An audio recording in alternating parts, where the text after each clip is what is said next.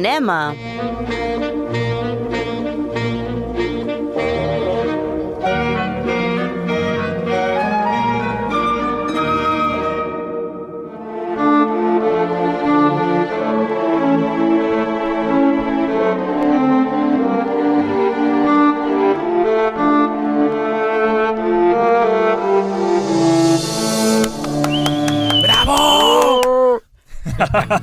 Sempre a Molins ja sabem que el gran mono de Sitges s'endú tots els aplausos de les presentacions, però Molins té aquesta presentació que sempre no falla, sigui quin sigui l'espot de cada any, sempre quan surt aquest moment del vídeo, el VHS sortint, la gent... Todo Dios se vuelve loco también, ¿no? Es decir, de hecho el público de Sitges repite en Molins, no nos engañemos. Poca gente... També et dic una cosa, jo et diria, m'asseguro de que hi ha molta gent que s'espera veure certes coses a Molins, perquè hi ha certes pel·lis que van de Sitges i després se'n van a Molins, que sobretot pel tema de les avalanxes de gent, els preus, tot plegat, tio. Sitges cada cop més, contràriament a el que deien fa anys, crec que cada cop és més cant. De hecho, Molins es el Sitges del pasado, ¿no? Podríamos decir. Mira. Sí. Es el Sitges de los 80. Ara els estan robant pel·lícules a Sitges directament. Bueno, una de les, no robades, però de temes de distribució que va poder estrenar Molins i no Sitges és Terrifier 2, que és el gran bombazo d'aquest any de terror. Maravilla. De algo debe servir, ¿no? El decalaje de fechas. Es decir, si por fechas no llega a Sitges, está claro que llega a Molins. I de fet també va Molins. passar alguna cosa, al final sí que la van passar a Sitges, a Molins també, Unicorn Wars, que també era d'aquestes pel·lis que ai si s'estrena, ai si no, perquè també per distribució. Y de hecho, no voy a anticipar nada, tranqui, pero me suena que la peli ganadora de Molins pasó por Sitges, ¿no? Sí. Vale. Molta gent la va poder veure allà. Bueno, però no ens avancem. D'entrada, comencem, si estem escoltant rock i horror de fons, és que ja ho hem comentat abans al menú del dia, però el leitmotiv d'aquest any... quin era el de fa... L'any passat o fa 2 anys, que era el de... La naturaleza, ¿no? Naturaleza. La naturaleza muerta. No, muerta no, se revela. Que és peor. La naturaleza se revela. No? Pues aquest any el leitmotiv és terror musical, no? És a dir, les pel·lícules de terror on la música, en el sentit cantat, no? Si volguéssim dir un musical, forma part totalment de lo que és aquests... Bueno, és com, no sé si dir-li un subgènere, però tenim rock i horror, han pogut passar pel·lícules com ara La pequeña tienda de los horrores, o no? Aquestes pel·lícules que també han marcat un gènere, per dir-ho així, que molts cops s'associa també a la comèdia, no? És a dir, aquesta comèdia de terror, com podia ser, bueno, molt excèntrica, molt kitsch, que podia ser Rocky Horror Picture Show, ¿no? Sí, porque es que realmente, Paul, y los musicales, yo creo que es el género cinematográfico que ha dado más... O sea, más películas desastrosas en el fondo, bueno, ¿no? sí, por supuesto. Realmente, quiero decir, realmente hay géneros que ya de por sí apuestan, ¿no? Ya tú ves el género y aunque no seas un amante de dicho género, ya puedes imaginar que la peli puede estar dentro de unos parámetros de calidad. Sí. Te hablan del musical i pienses tot lo contrari. Clar, no? musical, jo crec que hi ha hagut moltes pegues perquè hi ha l'època aquesta daurada dels musicals de Hollywood que a més ara s'estan cada cop més fent els remakes, no? De la que va fer fa poc, la de Spielberg, la de West Side Story, totes aquestes pel·lícules, però estem parlant de que hi ha musicals i musicals que podien ser des de Fred Astaire, aquest molt clàssic horror, no? Dins de lo que era el Hollywood del moment, però després també hi ha tots aquests musicals que podien ser des de Sleepy Hollow, o sigui, musicals bastant diferents. També podem tenir Lars von Trier amb York, amb la de... Com es deia? La de... Les núvols, no sé què... Sabeu quina vull dir, no? Singing in the Dark? Dancing in the Dark, que era super Era depressiva més no poder. Tenim musicals espanyols com La Llamada, no? Tenim aquestes coses que va fer els Javis, no? Que també són musicals una mica diferents. Al otro lado de la cama. No? També. Sí. I los dos lados de la cama, segunda parte. No, bueno, no ens en anem. El tema és que tot i... ¿Qué?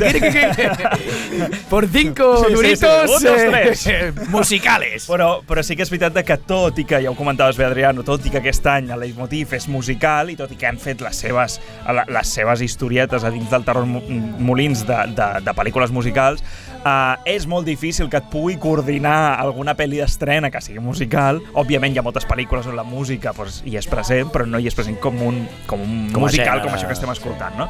Però el que sí és que jo podríem rebatejar una mica el leitmotiv d'aquest any en comptes de terror musical és terror incòmode, perquè ja us avanço ara que les pel·lícules com a mínim que han guanyat els premis de cada secció o com a mínim les que ens van deixar tocats, els que les vam veure allà in situ a Molins, són pel·lis incòmodes de veure. És a dir, no estic parlant només de gore, de sang i fetge, sinó són pel·lícules que et deixen amb un mal cos. Sobretot això.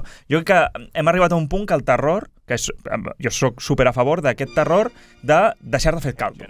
No sustos, no botes de la butaca por decibelios, no? Et foten un violinazo. No, aquí és pel·lícules que entren sobretot molt en la moralitat, amb la psicologia dels personatges i et deixen fet caldo. I potser podríem ja encetar la gran guanyadora de Sitges de Molins aquest any. Te has traicionado a ti mismo.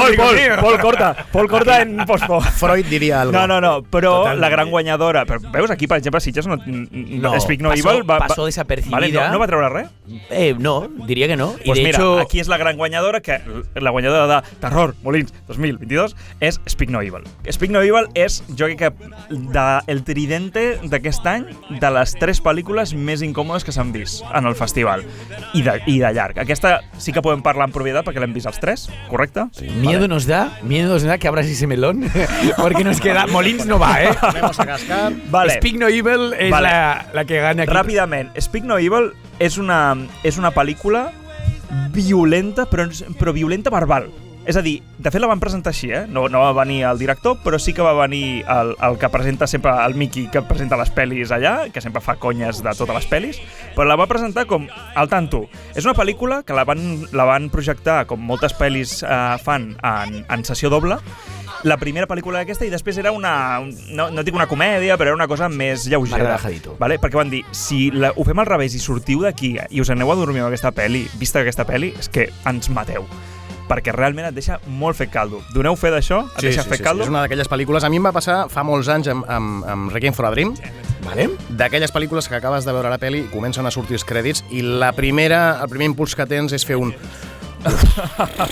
Deixant el globus. Sí. El globus. Hòstia, que acabo de veure. Pero diría, Edgar, que en relación a la comparación que haces, hostia, porque Requiem for a Dream sí que estas pelis te dejan muy mal rollo, pero sientes continuamente, cuando la ves más de adulto, esta peli, le empiezas a ver cositas, porque sientes que te ha ido manipulando, ¿no? En este caso, Darren Aronofsky, a unos niveles máximos. I Madre, per exemple. Es lo que hacen, en Són el pel·lis fondo. d'una sola vez. Però jo crec que aquesta també. Aquesta No, jo tardaré, però però aquesta jo tardaré una mica en veure-la també. Aquí es lo que quería decir, ¿no? Que en el fondo me parece más honesta, es decir, todo y las cuestiones que hemos ido comentando previamente, ¿no? Al programa. Sí, perquè ara entrarem sobre a parlar de què va. tics del género, creo que es más honesta en la manera en la que va cociendo, ¿no? Ese malestar, lo hace a fuego lento, mientras lo otro no deja de ser un Requiem, que evidentemente va progresivamente, pero sientes la mano del director manipulándote, no tanto aquí, no tanto en Speak No Evil, por mi parte, Sí, por mi Aronofsky parte. igual te dirige a ti com a espectador i aquesta té una cosa molt bona, que per mi és el que li dona valor, que és que et fa empatitzar amb el que està passant allà. Què faria jo en aquesta situació? Vale,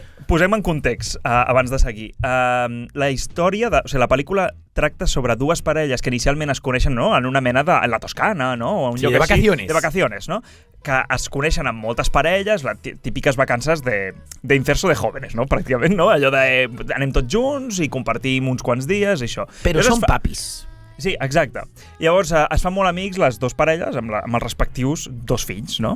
Llavors, quan tornen a casa, cadascú passen dies, setmanes, el que sigui, i reben una carta postal que els diuen ens ho vam passar molt bé, a més són de països diferents, és a dir, no estem parlant de que són de ciutats distintes, sinó que estem parlant de estan una mica llunyet l'un de l'altre, no? Bueno, Dinamarca y Holanda, ¿no? Exacte, Y holandesos además, i 8 danesos. hores de cotxe, diu. Y juegan muy bien con la comparativa de estas dos naciones, que en el fondo Sí, yo que como sí. guía he podido tratarlos bastante. Es cierto que el danés al final es continente, pero el danés es escandinavo. Sí. Entonces al danés normalmente se le asocia con los suecos, con los noruegos y con la frialdad propia de estas, Sí. ¿no?, de estas culturas.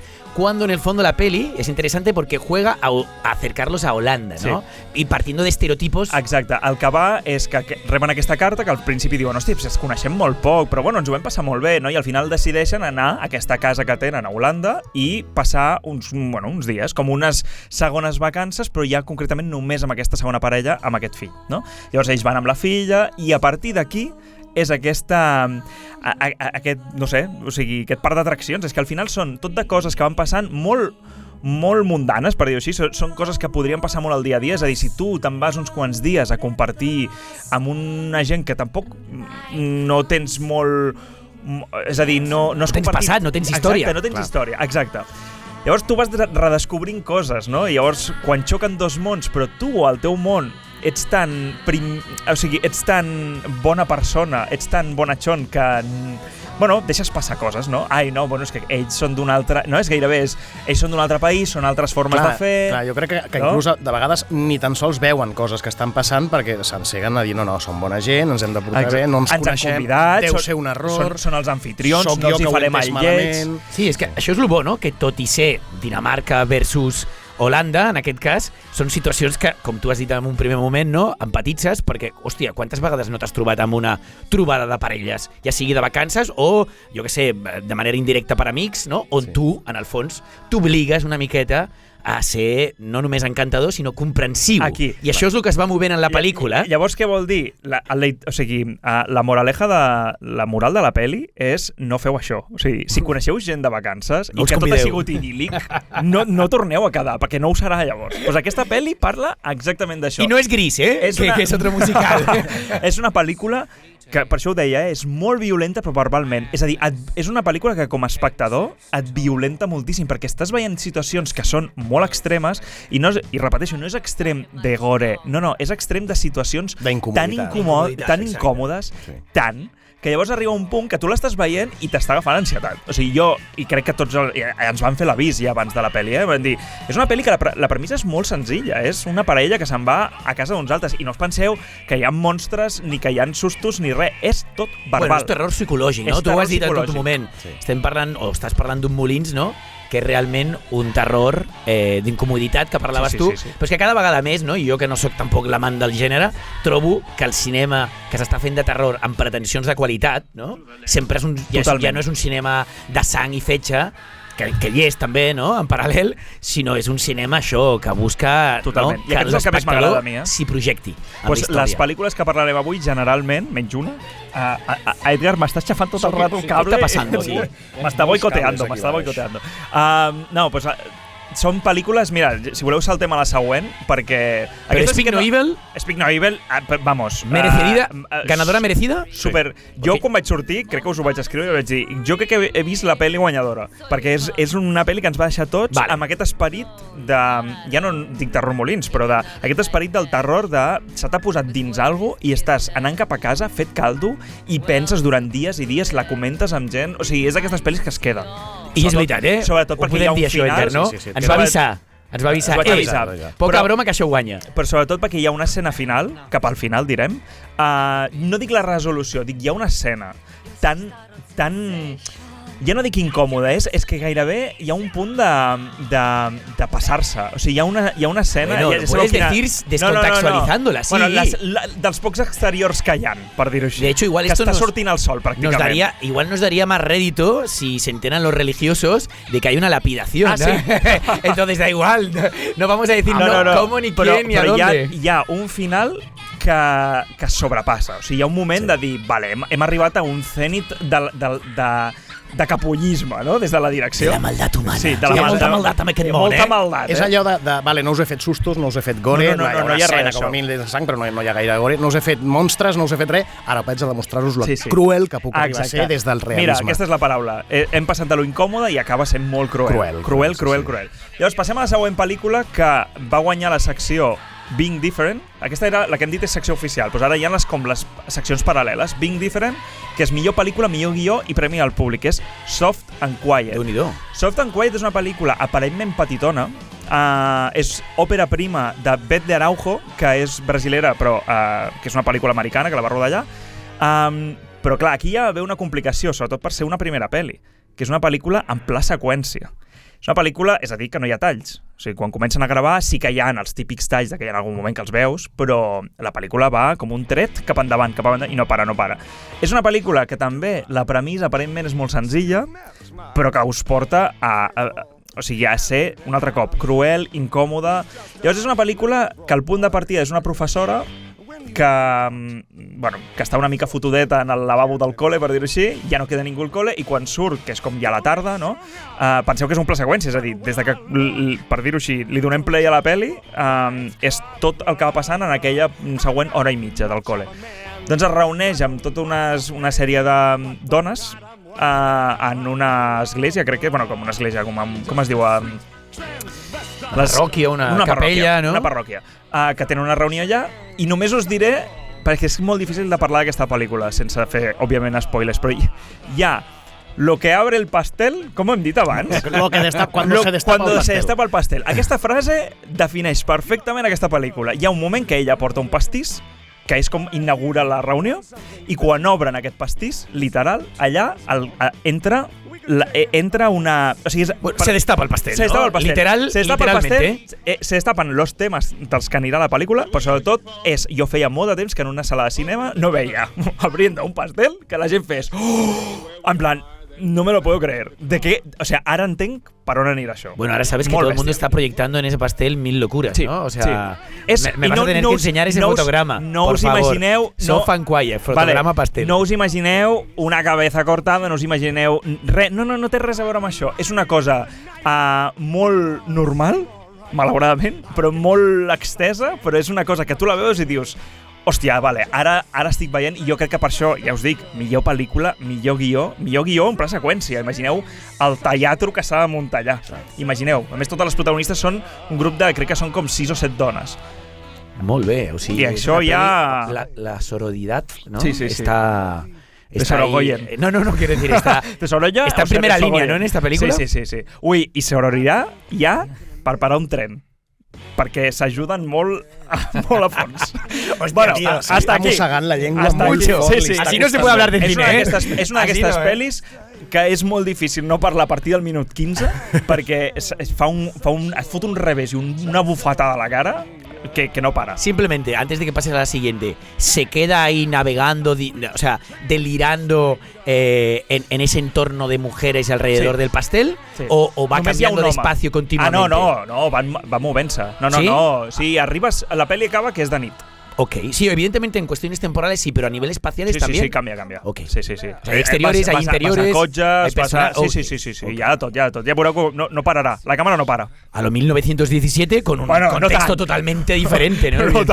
No tan locura. No, és una pel·lícula molt petitona, ja veureu. Si la veieu, és una pel·li molt petita. Bet de Araujo. Com es deia la de la Clàudia Costa? Soft and Quiet. I aquesta és Victòria. Victòria, la pel·lícula... M'hi fa pensar. No, a veure, què passa si allò és una nit com de festa on es veu involucrat a tiros, no, bàsicament. Bueno, com a màfia o... Sí, droga i... Sí. Vale, següent. Llavors aquesta jo crec que és el trident de pel·lis incòmodes, vale? Que és Sick of Myself, que guanya millor interpretació per Christine Thorpe, no sé com es diu, perquè és noruega, sí, de la secció Being Different. Being Different és molt diferent, aquesta pel·li. Per què? Perquè és una comèdia negra. El gènere entra des d'un punt de vista temàtic, però no de gènere. És a dir, és una comèdia negra boja, vale? És una pel·lícula... Però en aquest cas, perdona, Paul, només guanya premi l'actriu. Sí. El que passa que per tu és una pel·li bona. És una pel·li molt bona. Ja és excusa suficient per parlar-ne, no? Va passar per Cannes. Aquesta pel·lícula sí que va passar per Cannes, si no recordo malament. Perquè recordo que quan obre la pel·li ja surt el llorer i jo diria que va passar per Cannes. Si ho pots buscar, ja no sé, ràpidament, mi ordenador personal, mi PC...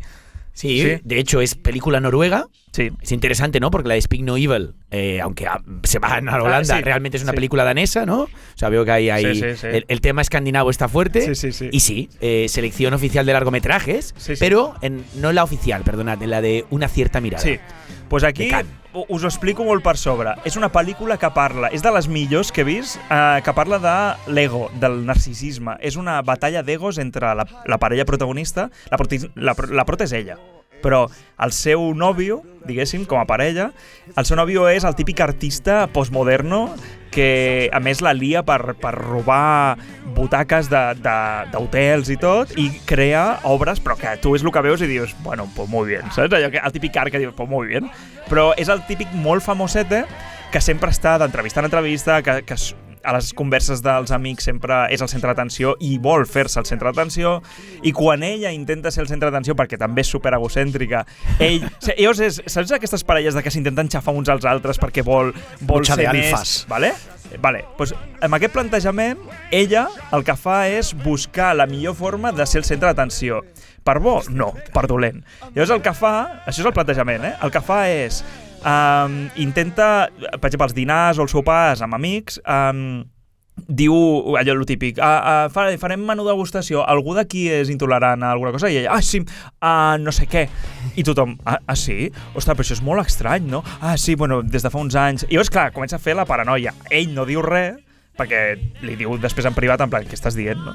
Però això va augmentant perquè diu, hòstia, això no és del... És a dir, això em quedo curt perquè un cop expliqui i ja està, ja no passa nada més.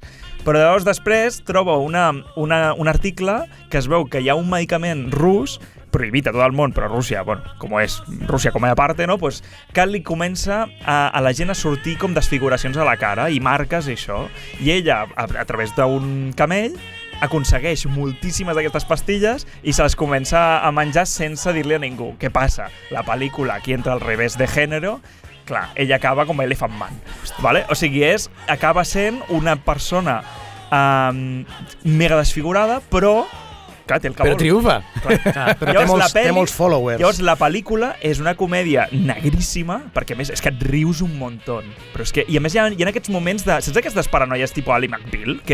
Que jo me imagino lo que dicen de mi i m'imagino... I ho projecta visualment, sí. No? I tot això està projectat. Hi ha moments que dius, hòstia, no sé si estic veient su vida, la seva ment... És una pel·li molt completa. De fet, quan em vas parlar d'ella, jo, hòstia, per l'argument ja era una pel·li que li tenia moltes ganes, trobo que és molt actual. Sí. És clarament una pel·lícula de denúncia de les nostres merdes, no? del segle XXI, i clar, i a més molt directe, perquè en el fons és com acabem si volem... No tots, però molta gent que vol followers, com has dit, no? Sí, acabant de fer... No, aquí entren xarxes socials, entra el tema dels amics, de la família, o sigui, entren molts temes, òbviament, supergrotesca. Té un punt de nova carn, cap al final hi ha un moment... Només diré que intervé modelaje. O sea, bien, imagineu-vos. No, parla, jo crec que toca molts punts, per això jo crec que una certa mirada encant, perquè toca molts punts actuals, em va recordar en molts moments a The Square, la pel·lícula que va guanyar fa uns anys. Bueno, humor negre, classe alta, artisteo, ¿vale? I aquesta, Sick of Myself, aquesta jo crec que s'estrenarà i aquesta tots a veure-la. I llavors ara sí que entrem al Festing Gore, que aquesta me l'estava guardant, que és Terrifier 2. Terrifier 2, Bloody Madness, no podia ser una altra forma, a una altra secció que és Bloody Madness. Va guanyar millors efectes especials, obvi, perquè n'hi ha i no para.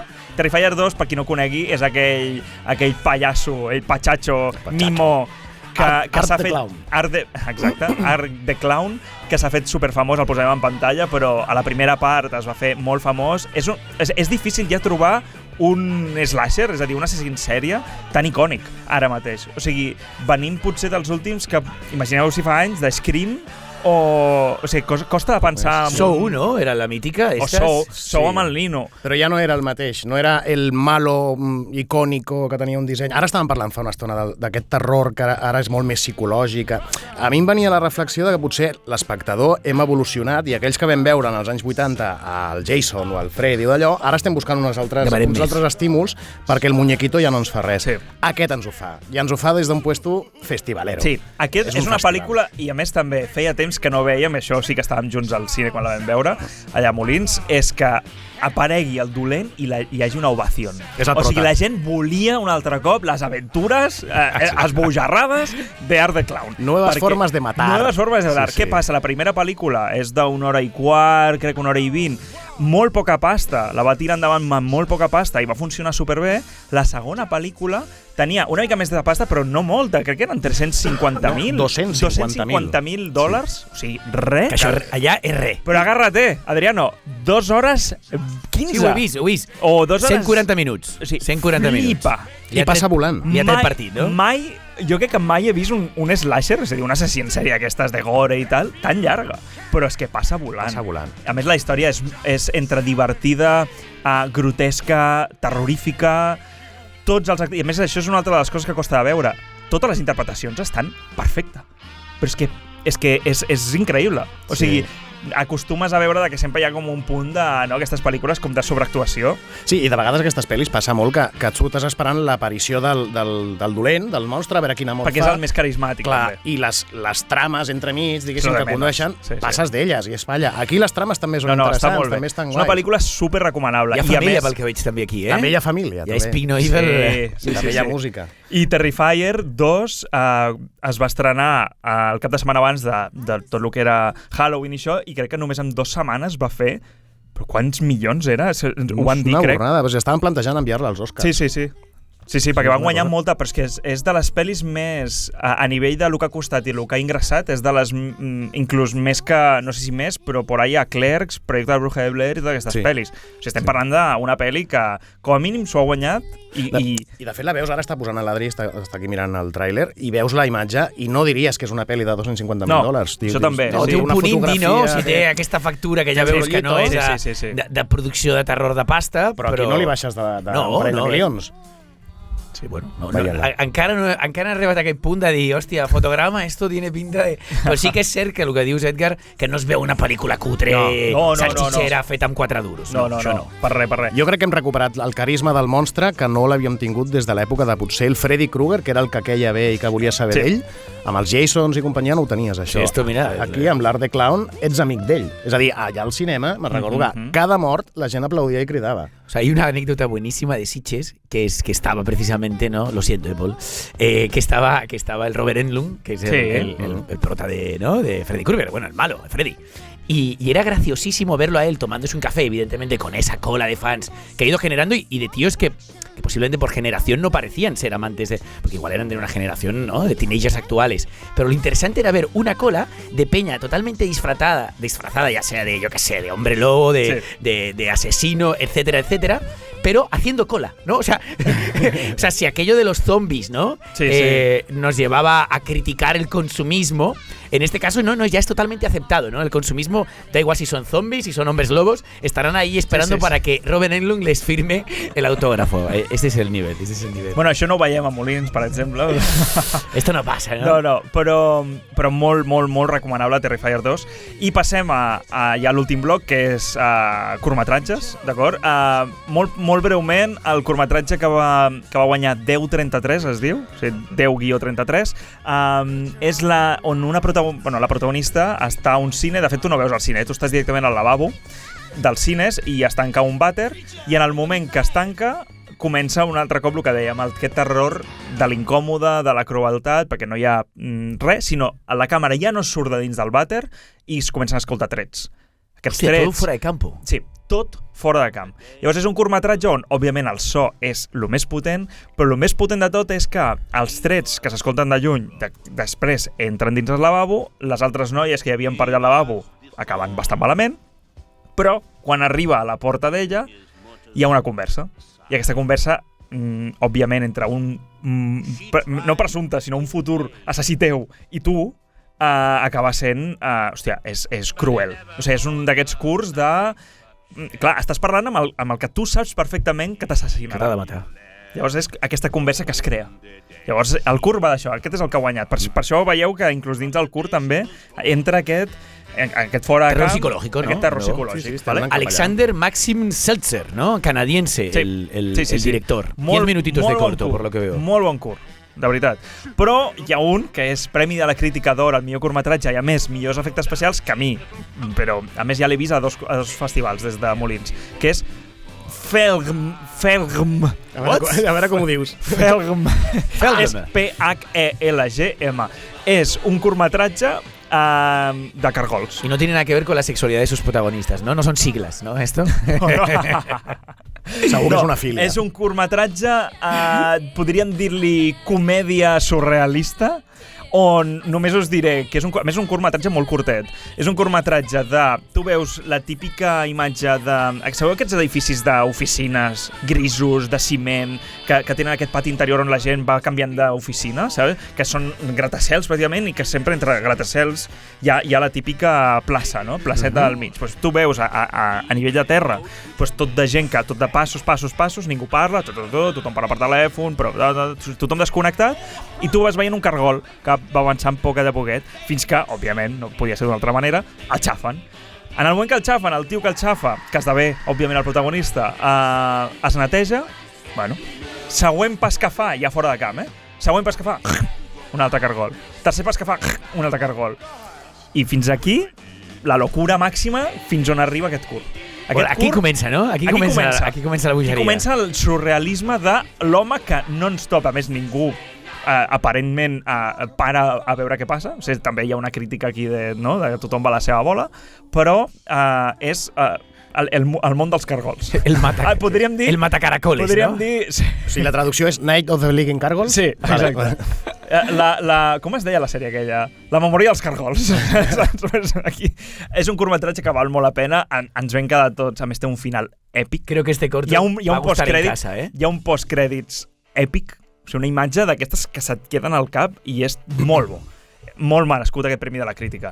Aprofito per dir Premi de la Ser Trencada, és a dir, millor curt català o en català, a La Masia, de Víctor Català, no Caterina Albert. Collons, tio. No Caterina Albert. I a sobre es diu Víctor Català. Sí. I el Méliès d'Argent, que molts cops hem comentat aquí el Premi Méliès. Que aún no m'he enterat de què coño és, però bueno. No pas. I acabem amb aquest. El Méliès d'Argent va ser... Així.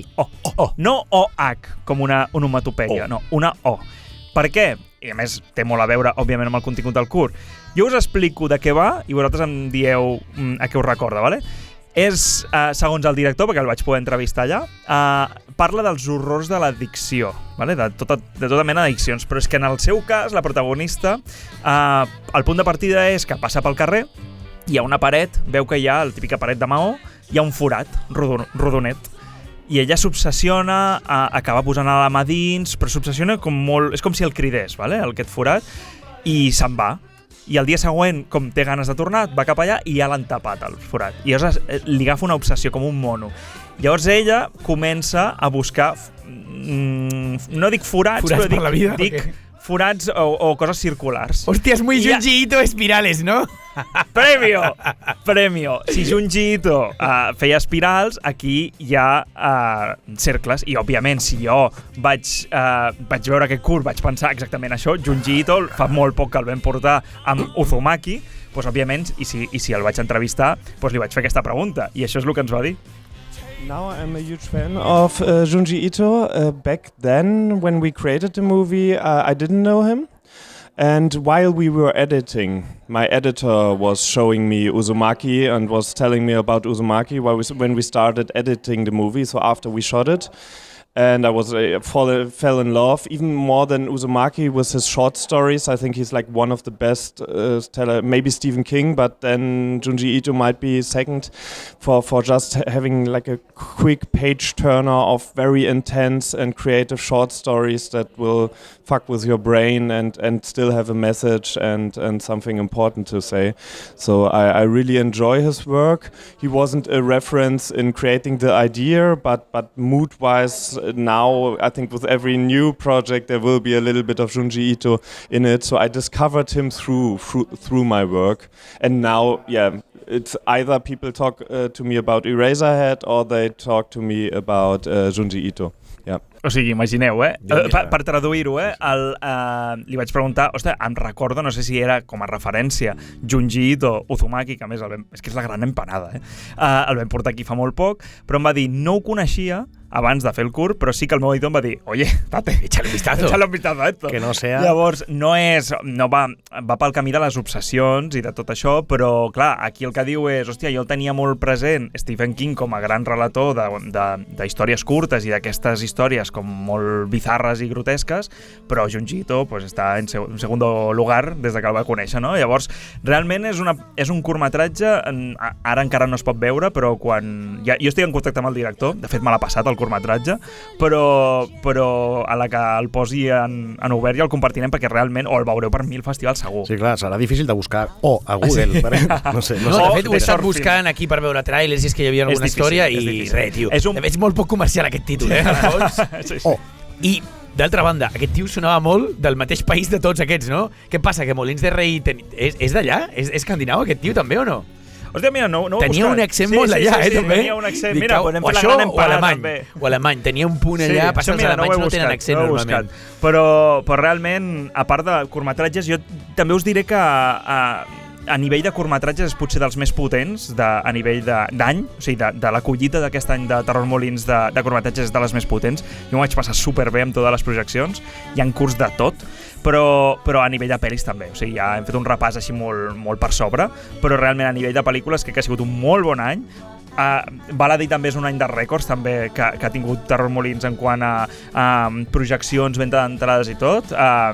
A les 12 hores de la marató de la nit es veu que van demanar 900 dònuts i els hi van portar 3.500 o així, i llavors clar, te'ls donaven de 5 en 5, te'ls fotien a la boca en plan, no s'han d'acabar tots. Llévatelos, por favor, te doy dinero. Llévatelos. I no, realment ha sigut una edició molt gran i res, doncs, de fet estan preparant, tot i que aquesta és l'edició, diria 41, estan preparant l'edició 50, però de la marató, perquè recordem que Terror Molins va començar sent una marató de pel·lícules, que crec que era gairebé 24 hores de terror, però que per històries es va haver de parar al festival i es va recuperar al cap d'uns anys, que per això Sitges, extraoficialment, o sigui, oficialment és més longevo, com li diem això? Edgar. No, mira, m'has pillat en un renunció. Bueno, porta més anys Sitges, oficialment, però extraoficialment és per Molins. Però bueno, un molt bon any de Molins i res, pasem a la següent secció. Tenemos que hablar con los organizadores del festival. Necesitamos hacer una cobertura de programa pique, directamente. Sitges versus Molins en el mismo programa. Pero claro, me tendría que alargar muchísimo la cobertura. No cal. Pero estaría bien ponerlos en diálogo más allá de las 4 anécdotas que siempre contamos aquí. Se ha de fer en directe y fer un dead stream. Yo creo. Lo ha dicho. Estaría bien. Bueno, vamos a ello, ¿no? Vamos al cine. Vamos al cine, pero venga. Con otra música de fondo. Venga.